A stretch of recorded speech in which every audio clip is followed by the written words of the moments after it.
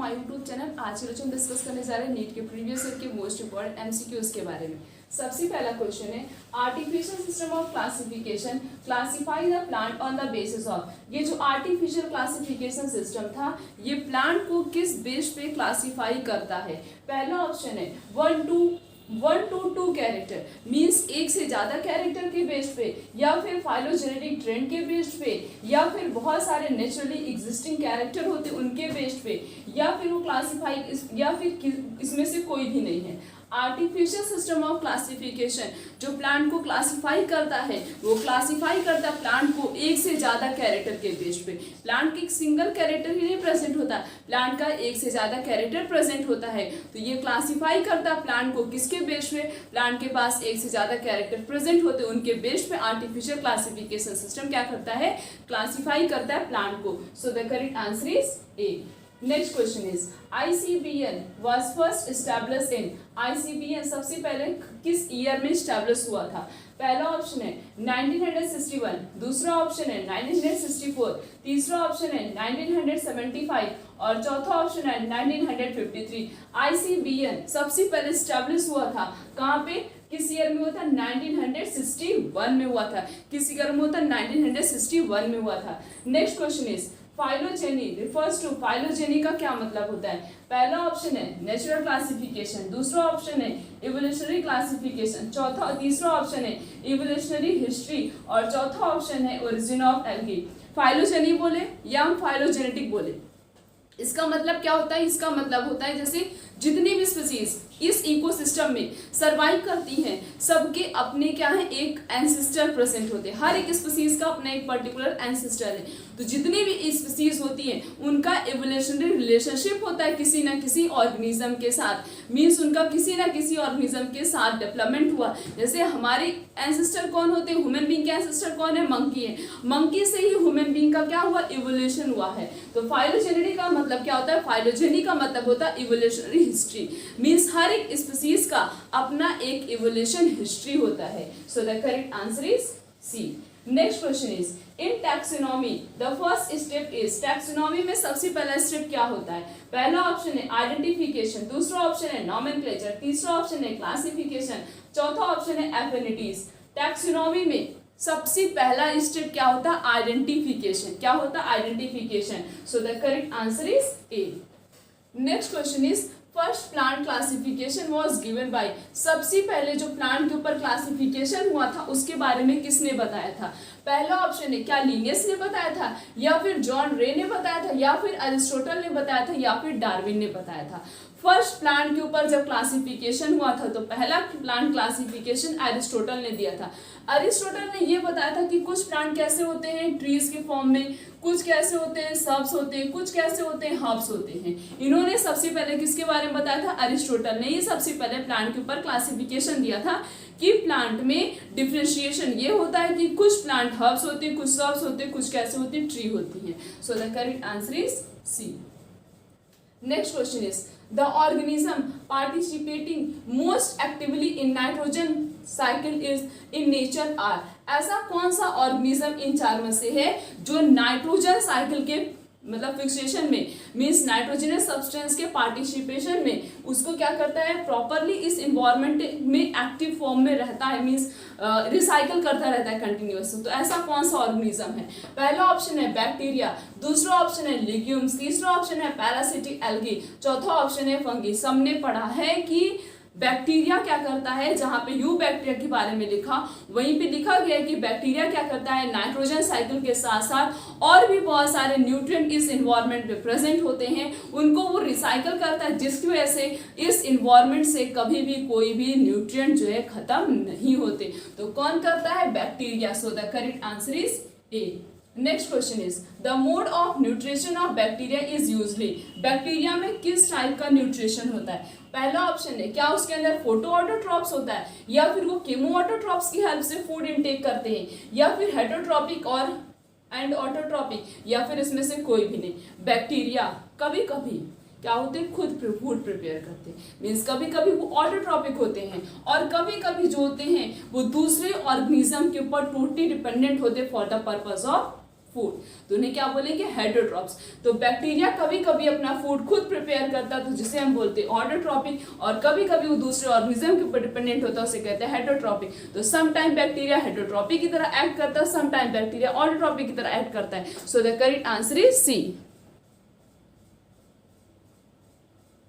The next question is which one of the following is not a lateral meristem? इन चार में से कौन सा ऐसा है जो lateral meristem से बिलोंग नहीं करता है? पहला ऑप्शन है इंटरकैलरी मेरिस्टम, दूसरा ऑप्शन है इंट्राफेसिकुलर कैम्बियम, तीसरा ऑप्शन है इंटरफेसिकुलर कैम्बियम, चौथा ऑप्शन है फेलोजेन। इसमें से इंट्राफेसिकुलर कैम्बियम, इंटरफेसिकुलर कैम्बियम और फेलोजेन ये तीनों लैटरल मेरिस्टम से बिलोंग करते हैं, बट इंटरकैलरी मेरिस्टम ये लैटरल मेरिस्टम से बिलोंग नहीं करता है। तो उसमें यही पूछा कौन सा बिलोंग नहीं करता। So the correct answer is A. Next question is the chief water conducting element of xylem in gymnosperm are. Gymnosperm में कौन सा ऐसा पार्ट होता है जो बहुत ही अच्छे से, मतलब जाइलम जिम्नोस्पर्म में जाइलम का ऐसा कौन सा पार्ट होता है जो वाटर के कंडक्शन में हेल्प करता है? पहला ऑप्शन है ट्रैकिड्स, दूसरा ऑप्शन है वेसल्स, तीसरा ऑप्शन है फाइबर्स और चौथा ऑप्शन है ट्रांसफ्यूजन टिश्यू। इसमें वेसल्स तो पाया नहीं जाता जिम्नोस्पर्म में, हमेशा याद रखना जिम्नोस्पर्म और एंजियोस्पर्म में अगर कोई डिफरेंस लिखने का तो ये लिख सकते हो कि एंजियोस्पर्म में वेसल्स प्रेजेंट होता है बट जिम्नोस्पर्म में वेसल्स नहीं प्रेजेंट होता है। तो इसमें वाटर के कंडक्शन में कौन हेल्प करेगा? ट्रैकिड्स हेल्प करेंगे। तो जिम्नोस्पर्म में वाटर के कंडक्शन में कौन हेल्प करता है? दैट इज ट्रैकिड्स हेल्प करते हैं। So the correct answer is A. Next question is the cork cambium और कॉर्क और सेकेंडरी कॉर्टेक्स, इन सबको मिलाकर क्या कहते हैं? पहला ऑप्शन है फेलोडर, दूसरा ऑप्शन है फेलोजेन, तीसरा ऑप्शन है पेरिडर, चौथा ऑप्शन है फेलम। ये क्वेश्चन बहुत इंपॉर्टेंट है, कई बार पूछा जा चुका है। कॉककैम्बियम, कॉक और सेकेंडरी कॉर्टेक्स को मिलाकर कहते हैं पेरिडर। क्या बोलते हैं? Periderm. So the correct answer is C. Next question is perigynous flower are found in. Perigynous flower जो है किसमें प्रेजेंट होता है? पहला ऑप्शन है कुकुम्बर, दूसरा ऑप्शन है चाइना रोज, तीसरा ऑप्शन है रोज और चौथा ऑप्शन है गवावा। पेरिगाइनस फ्लावर किसमें प्रेजेंट होता है? रोज में प्रेजेंट होता है। किसमें प्रेजेंट होता है? रोज में प्रेजेंट होता है। So the correct answer is C. Next question is male and female gametophyte are interdependent and free living. किसमें उनका मेल और फीमेल गैमेटोफाइट कैसा होता है? इंडिपेंडेंट फ्री लिविंग होता है। पहला ऑप्शन है स्पैगनम, दूसरा ऑप्शन है मस्टर्ड, तीसरा कैस्टर, चौथा है पाइनस। इस स्पैगनम में जो मेल और फीमेल रिप्रोडक्टिव ऑर्गन होते हैं मींस गैमेटोफाइट, ये दोनों इंडिपेंडेंट और फ्री लिविंग होते हैं। So the correct answer is A, that is sphagnum. Next question is membrane bound organelles are absent in. किसके पास मेम्ब्रेन बाउंड ऑर्गेनेल्स नहीं प्रेजेंट होता है? पहला ऑप्शन है प्लाज्मोडियम, दूसरा ऑप्शन है सैक्रोमाइसी, तीसरा ऑप्शन है स्ट्रेप्टोकोकस और चौथा ऑप्शन है क्लैमिडोमोनास। स्ट्रेप्टोकोकस के पास, स्ट्रेप्टोकोकस बैक्टीरिया के पास मेम्ब्रेन बाउंड ऑर्गेनेल्स एब्सेंट होता है। So the correct answer is C. Next question is in bryophyte fertilization take place. Bryophyte में फर्टिलाइजेशन किसकी हेल्प से होता है? पहला ऑप्शन है क्या लो टेम्परेचर पे होता है, या फिर ड्राई कंडीशन में होता है, या फिर वाटर के प्रेजेंस में होता है, या फिर इन सारे जो सिचुएशन दी गई सबके प्रेजेंस में सर्वाइव करता है।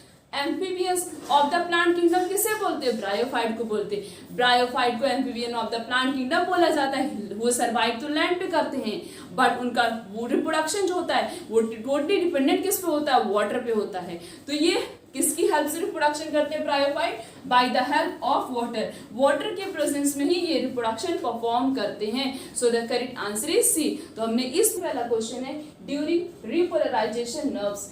रिपोलराइजेशन के समय हमारी नर्व्स किस पोजीशन में होती हैं? पहला ऑप्शन है K plus gate close and Na plus gate open. क्या K प्लस का चैनल खुल जाता है और बंद हो जाता है और Na प्लस का चैनल खुल जाता है, या फिर Na plus channel are close and K plus channel are open, या फिर Na प्लस चैनल का चैनल ओपन हो जाता है और K प्लस चैनल क्या हो जाता है, सॉरी Na प्लस का चैनल क्लोज हो जाता है और या फिर K प्लस का चैनल क्या ओपन हो जाता है, या फिर दोनों के गेट हमेशा के लिए ओपन रहते हैं या फिर K+ और Na+ दोनों ही बंद हो जाते हैं।